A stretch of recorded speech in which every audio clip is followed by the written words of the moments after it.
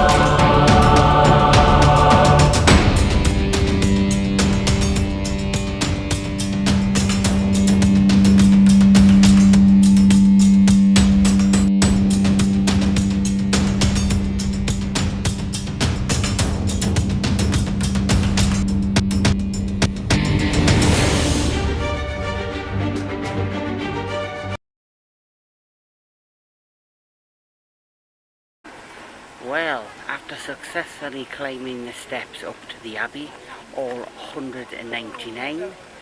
I'm now at the gates to Whitby Abbey, and I'll just quickly show you this.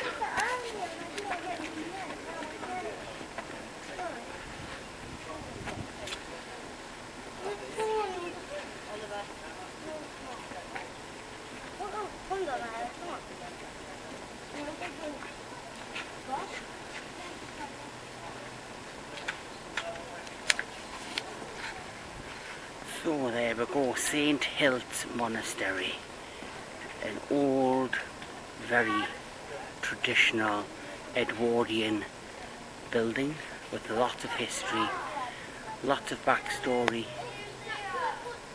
lots of things to look into, which we will get into. But so far I'm wet, it's damp, but let's carry on.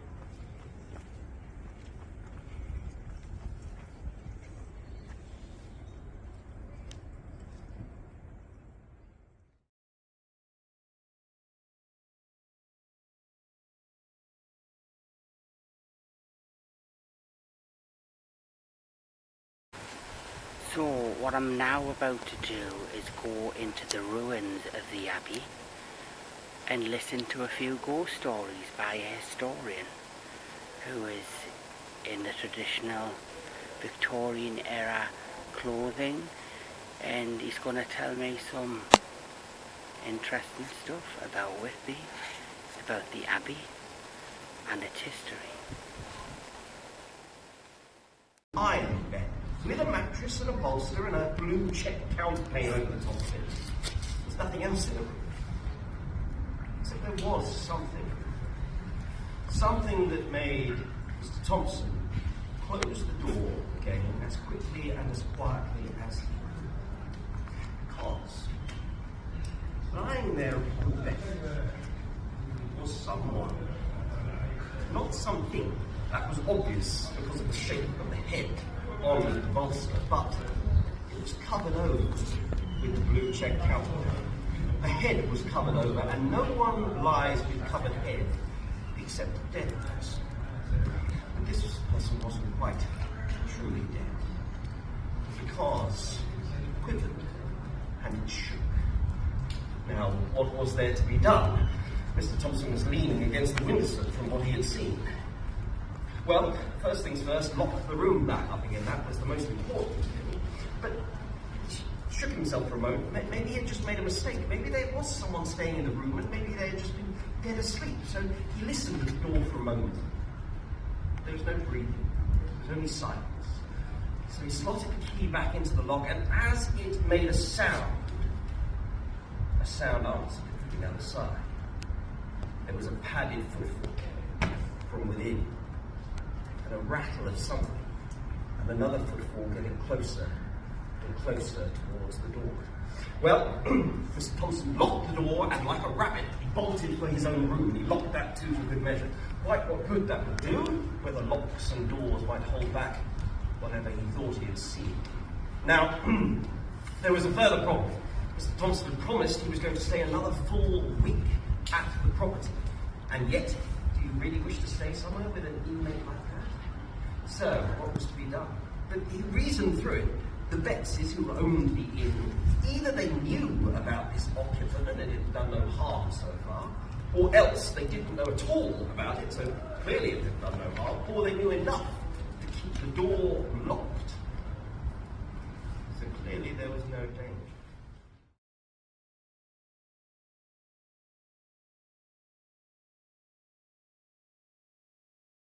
From here, from the north? You are yes. Have you, I know you don't need to say, because I know that it could, life or death really, but have you ever seen a spectral hand? No. Good, excellent. Right. Here in North, there is something known as a bar guest. I know what you're thinking. I'm a bar guest. I'm staying in a hotel. There's a lovely bar. Every night, go have a little drink. I'm the guest at a bar. It's not that kind of bar guest. No. A bar guest, otherwise known as a bargeist, it's pronounced many different ways, but never bargeist, unless you're Belgian, in which case, fine. Now, some people say that the word bargeist comes from bar, which is the old way of saying, sort of a version of bar, which is berg. Does anyone know what a berg is? Another name for a berg? Mountain. Yeah, what did you say? Mountain. Yeah, a mountain or a hill, exactly. Or a town, Edinburgh. Well, I guess that's because of the mountain, no? Not a geologist, I don't know. But so it's got many different etymologies, which means the meanings, where words come from, where the origins of the words come from. So it could mean hill, it could mean mountain, it could mean town, it could mean village. And then guest or geist, what does guest sound like around these Halloweeny times? Guest, ghost, ghost. Said in Northern, ghost. You're right. Yeah, ghost, exactly. So you've got a bird or a hill or a mountain or a village or a town, and the ghost. So what do you think a bar guest might be? Shout it out. So you know it's a kind of, is it a witch or a fairy or a ghost? It's a ghost. So it's probably, yes, you're right, sir. It is the spirit of a ghost that haunts a mountain or a hill or a village. Hooray! Well done! Come and join us. So this creature, which has many different meanings, could be many different things, most people agree that it is a shapeshifter. Some people here in the north have seen it as a huge black dog which rises up with flaming red eyes. Other people have seen it as a pig. Here in Whitby, it's seen sometimes as a white pig. Other people have seen it as a horse. Other people have seen this spirit as a white rabbit. Now, does anyone have any idea of any stories that they might have heard where a white rabbit comes hopping along and the character says, "Oh, there's a white rabbit"? Can anyone think of the story? It's probably the one you're thinking of. Go on. Yes, exactly, Alice in Wonderland. So, Lewis Carroll, the writer of Alice in Wonderland, actually loved Whitby. He came on holiday here. And he wrote this story where this character, Alice, sees this white rabbit. And when you start thinking about the folklore of a bar guest, this creature that shapeshifts, that appears in the dark, that takes lots of different forms, it sort of starts to all make sense where this inspiration was coming from, because I'm sure you are aware that there is another story based around here. Well, a lot of it happens around Whitby. Some of it happens, in fact, just in St Mary's Churchyard. And there is a great black dog in this story. Can anyone think of the story? Dracula. Yes, Dracula. This great black dog leaps off the Demeter, the ship which is shipwrecked, down on the sands, on, can't remember this, something sands, just down there. Shout it out if you remember. And this dog leaps off the ship and comes ashore and is in fact Dracula, and it's shapeshifted as Dracula. Now, it probably won't surprise you to know that Bram Stoker, who wrote Dracula, also came on holiday here to Whitby in 1890 when he was starting to try and get some ideas for stories. And he started hearing all these tales of these mythical creatures. I myself have only seen the bar guest once. Now, it may surprise you to know that every single person who sees the bar guest dies very soon after. The fact that I've seen one, and I'm here to tell the tale, make of that what you will. No, I'm kidding, I'm very much affectionate about it, or am I? Who knows? I was a young girl, I was crossing the moors, and I lost my way. And the night started to close in, and the mist started to close in, and very soon I couldn't really see my hand in front of my face. And I swore I could hear a rustling in the gorse, in the heather. And I'm sure you know there are pheasants all around the place. I've been in St Mary's Churchyard before at night, and something has jumped out of the grave. And I've turned around, and it's a pheasant. It's a pheasant, and it scared me half to death. So there I was on the moors, and it was getting dark, and one thing my mother always said was, don't go on the moors in the dark. Anyway, I did, and I got lost, and I can't imagine what was going through her mind. And so I turned around very suddenly, and it wasn't a pheasant, but this shape. And before I could quite make out what it was, I heard this noise, and it began to howl.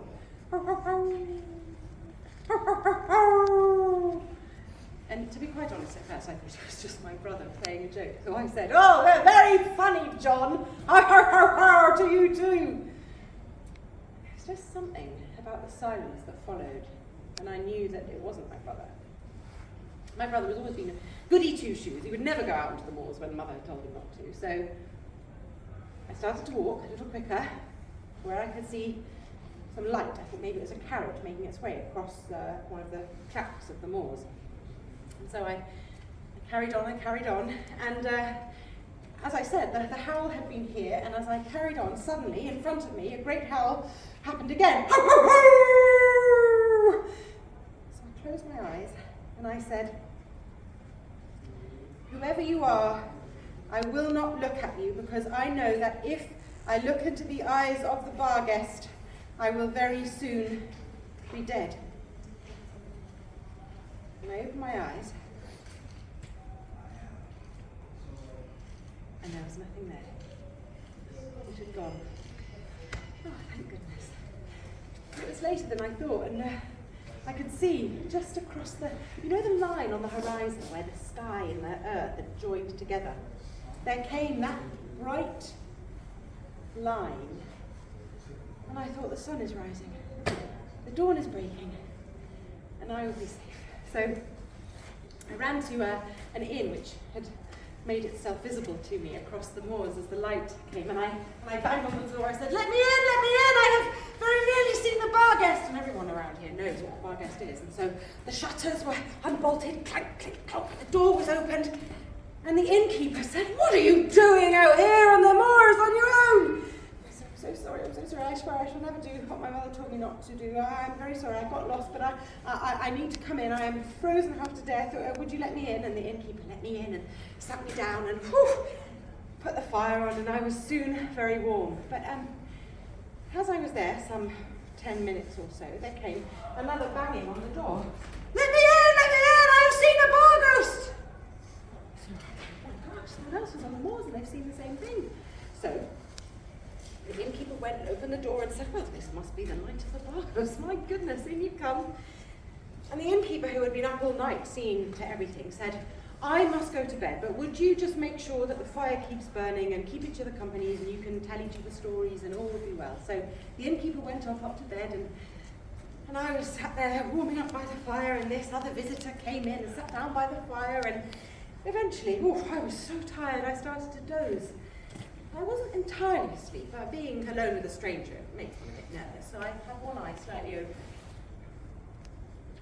From this stranger's sack, they reached in, I imagine they thought everyone was asleep, and they pulled out what looked to me, from my half-open eye, a withered hand. And they began to light the fingers of this hand. They took a candle, set it to the fire, some sort of candlestick, very peculiar, very gothic. And they lit the other finger, and they went on lighting the fingers, but they could not get the thumb to light. Anyway, this it seemed was enough for them. So they started to creep around the room, holding this hand-like candlestick aloft, looking, I then realised, for something valuable. They had not realised, though, that the thumb was not lit.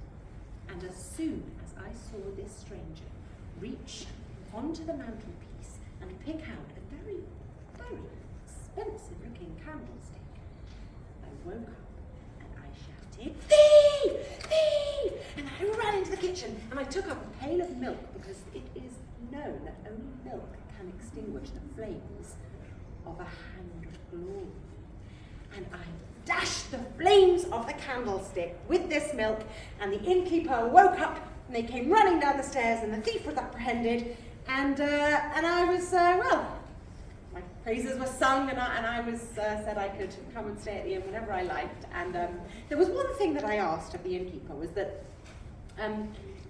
they never tell my mother what had happened on that terrifying night. And that is my story. Thank you. Thank you.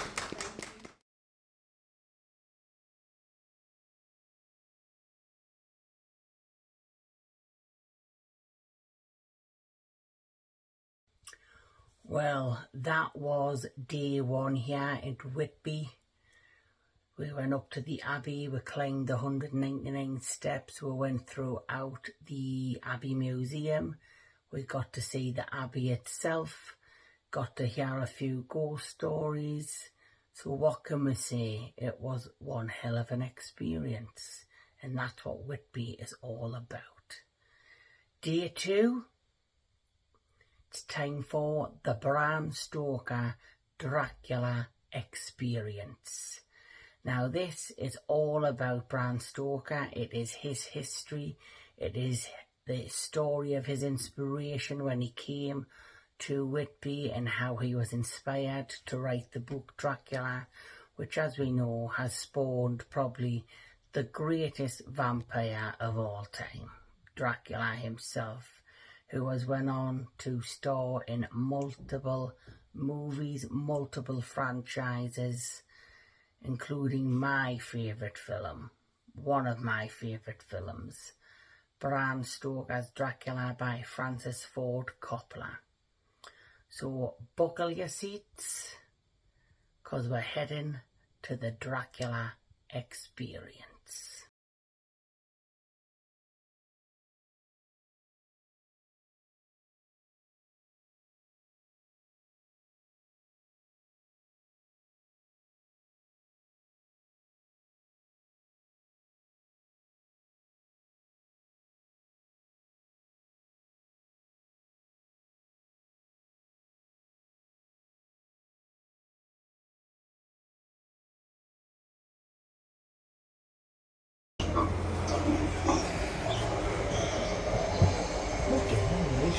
Come.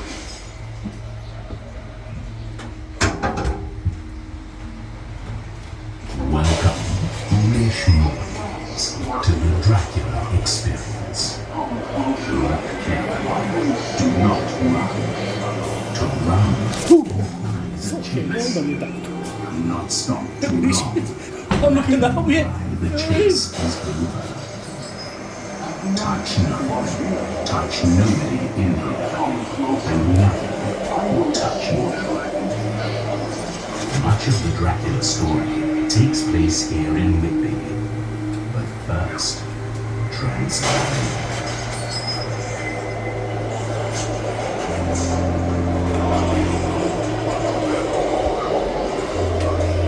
I'll follow it behind you.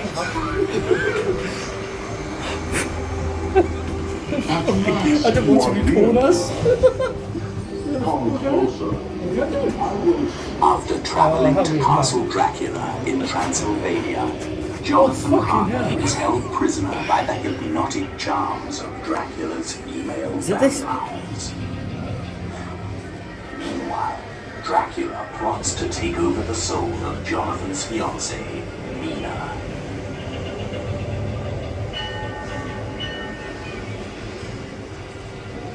After traveling to Castle Dracula in Transylvania, Jonathan Harker is held prisoner by the hypnotic charms of Dracula's female vampires.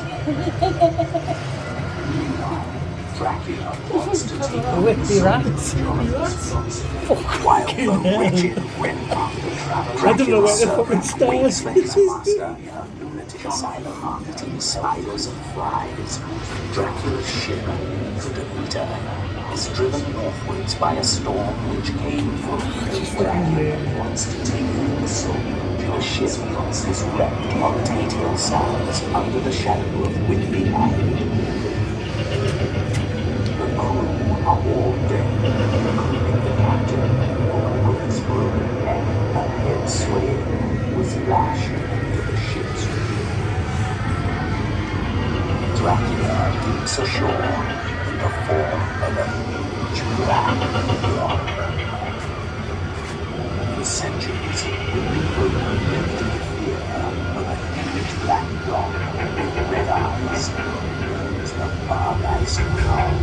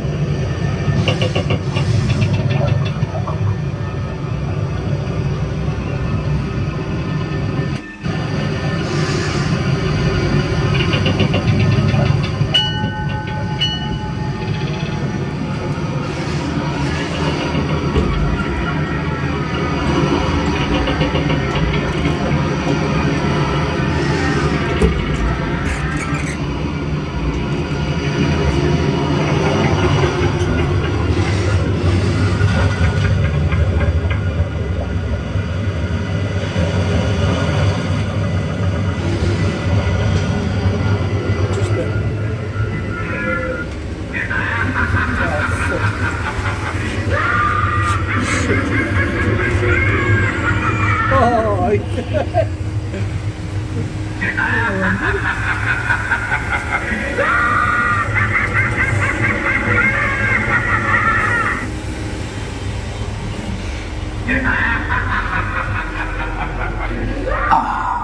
There you are. Dracula leaps from the ship and up the 199 steps of the graveyard. Your time is coming. Just the steps. Whether you sing quiet visions or wail as if it is to us. Your soul is mine.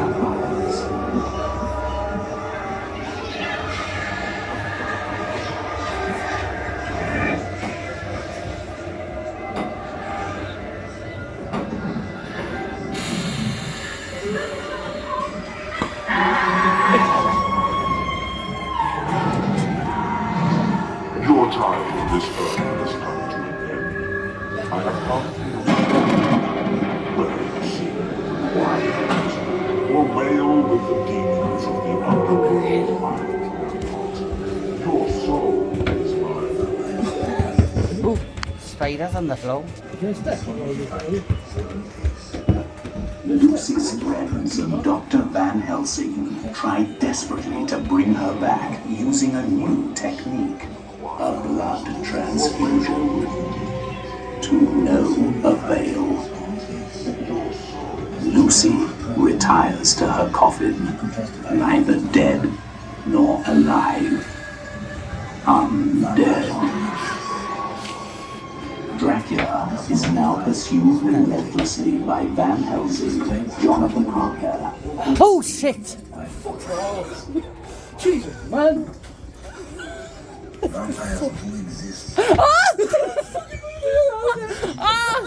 Fuck off! Oh shit! I thought I was moving! Oh, Jesus Christ! It's fucking look at this! This one you fight, this one you face. I told you!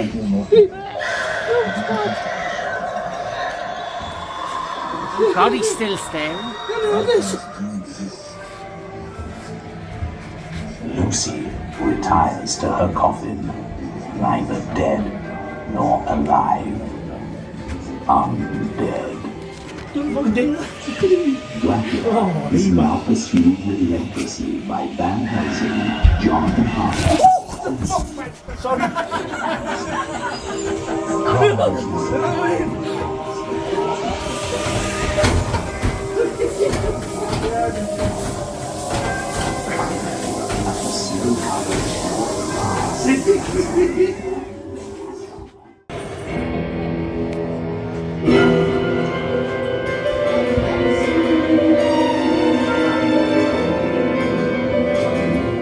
It all began with war, as these things usually do. Turkish armies of the Ottoman Empire were marching north through Wallachia and Transylvania in an attempt to conquer Europe. There arose a Transylvanian prince, warrior for the Catholic Church, who raised his army to repel the Turkish invasion. He was Prince Vlad III of Wallachia. His father was Vlad II, also known as Prince Vlad Dracul. He was awarded the title of the Grand Order of the Dracul, or Dragon in Old Romanian, by the Holy Roman Emperor for his defense of the Church. Vlad III was therefore also known as Vlad Dracula, Dracula being the Slavic genitive form of the patronym Dracul, or Dracula, son of Dracul.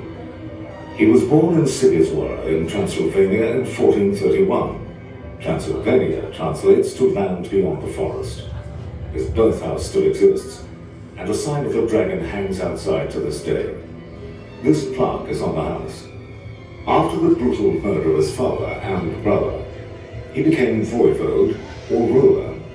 This is the only known picture of his father, Vlad Dracul. While he was away at war, his wife Elizabetha was forcibly tricked by the Turks into thinking Dracula had been killed in battle.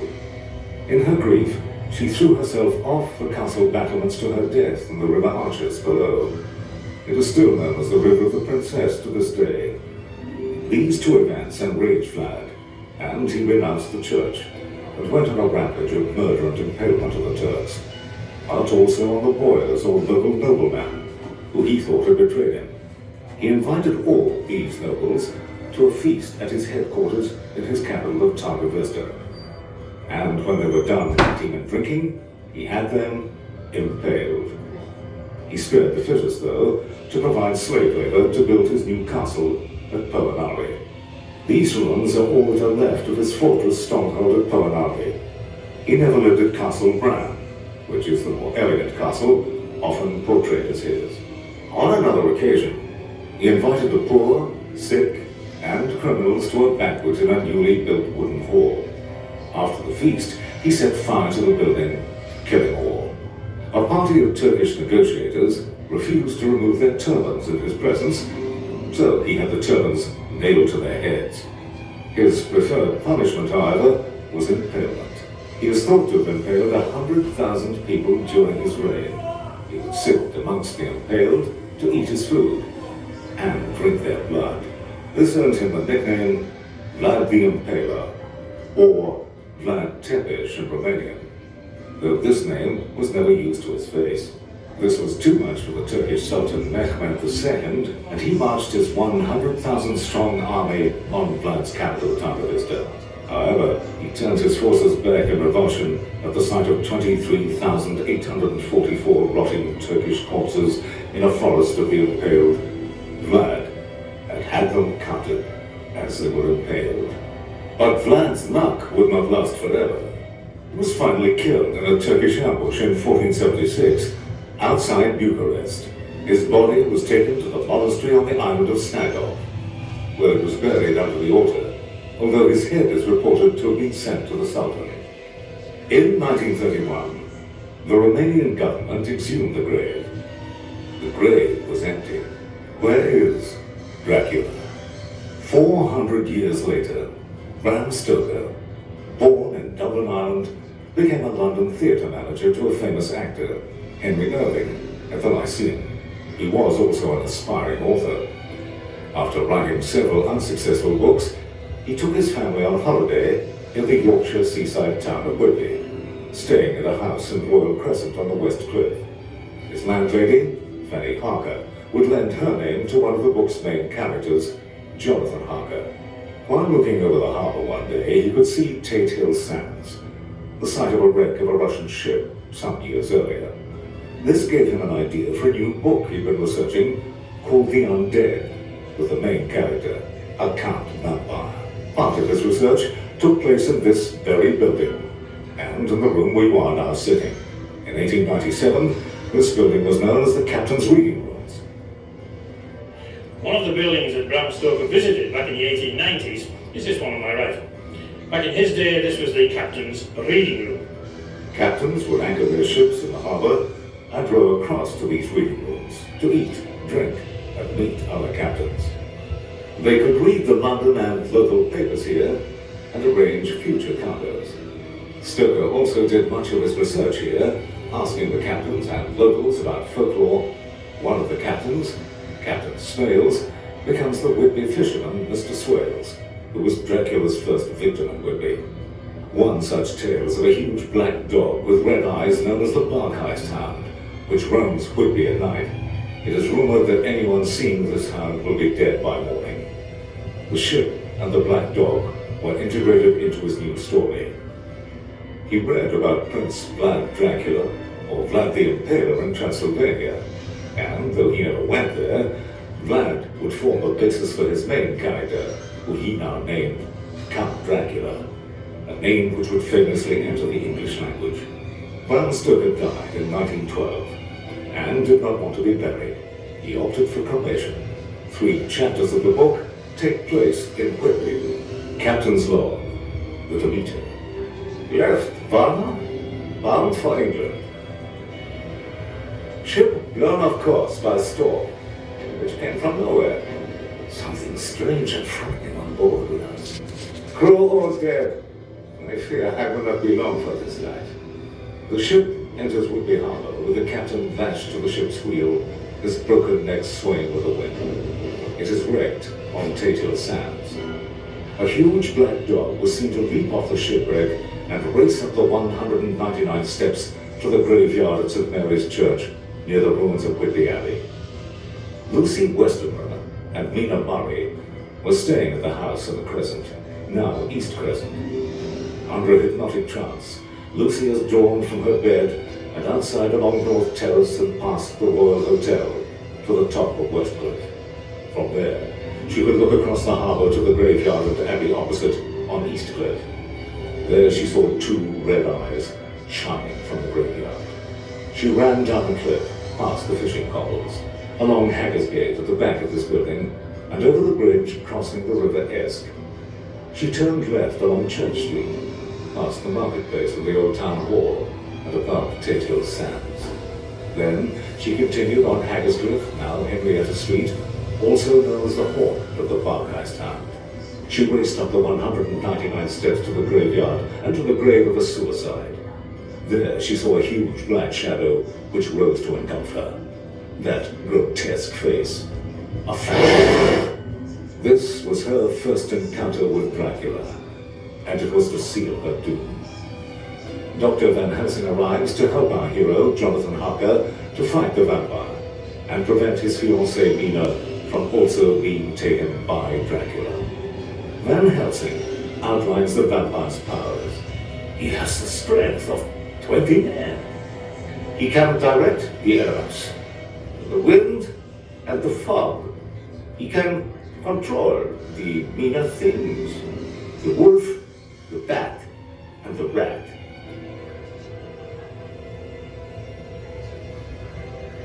The last location in Whitby is the railway station, where Solicitor Billington directs the loading of the crates of earth with Dracula's sleeping body in one crate on its way to Purfleet, London.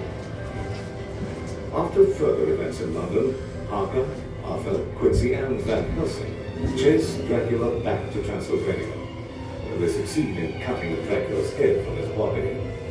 It seems that Dracula's reign of terror is over. What do you think? But consider this dismaying observation. Since vampires do not die, a vampire may follow you.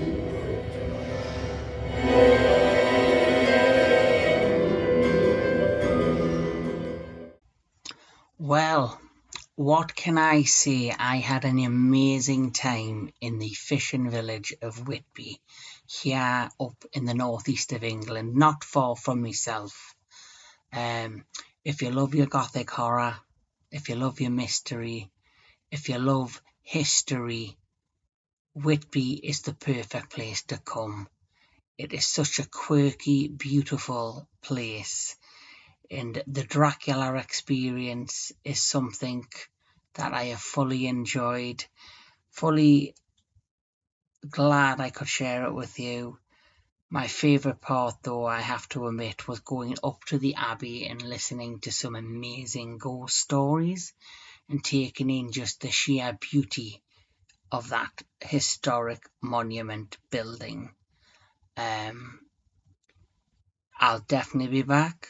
Hopefully there'll be a lot more to see. I love the costumes. I love the atmosphere. The atmosphere was outstanding. And yes, Whitby is a place to visit. And if you have the opportunity, please visit Whitby, especially if you're into your gothic horror, because it is the perfect place for you. If you've enjoyed this blog, please like, share and subscribe. I promise I'll try and deliver some more real soon. Until then, I think I'm going to enjoy a glass of me Transylvanian wine.